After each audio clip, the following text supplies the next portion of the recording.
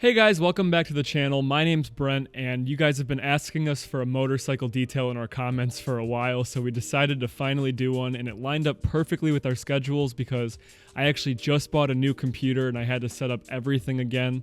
I lost all my old stuff, so with a motorcycle being a lot less work than a car, it was just a good time for this video. And I want to get into the question of the video right away because the last time this motorcycle was even tagged was 4 years ago, but I know it's been sitting for even longer than that because the owner tagged it but never actually rode it that year. So the motorcycle was sitting back in this corner longer than the rest, but if you can tell me what any of these motorcycles are, leave it in the comments below. And with that being said, we actually have a pretty cool surprise for you guys. We posted a video probably 8 months ago where we took RJ's stepdad's brand new C8 Corvette and we gave it its first wash and did the whole exterior process on it and did a ceramic coating, and unfortunately that video didn't do so great because we only had a few thousand subscribers at the time. But if you guys like the video right now, we'll post that video on Tuesday, so you guys will get 2 videos this week. So if that's something you guys want to see, definitely smash the like button, and also make sure you're subscribed to the channel so you don't miss that video.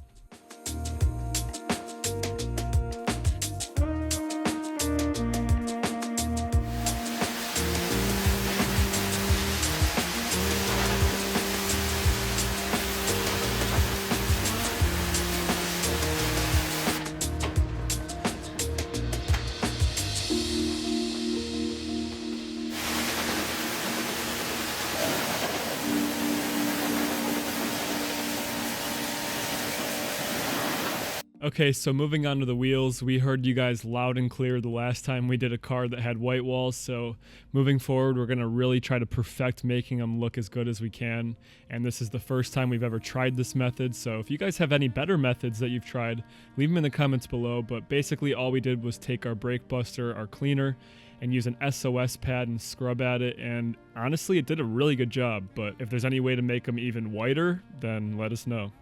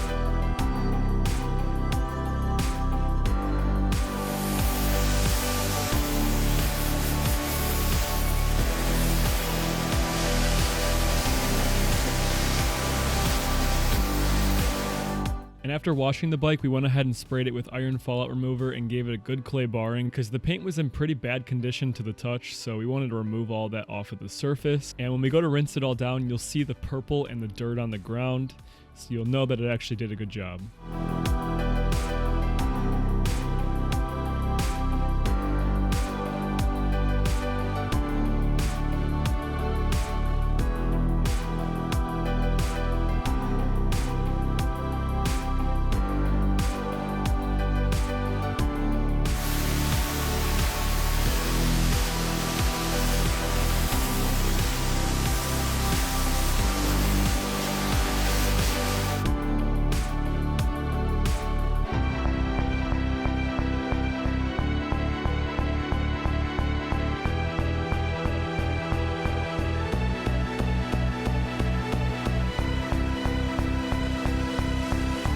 And for the seats, we used our all-purpose cleaner with a soft bristle brush and we wiped it off.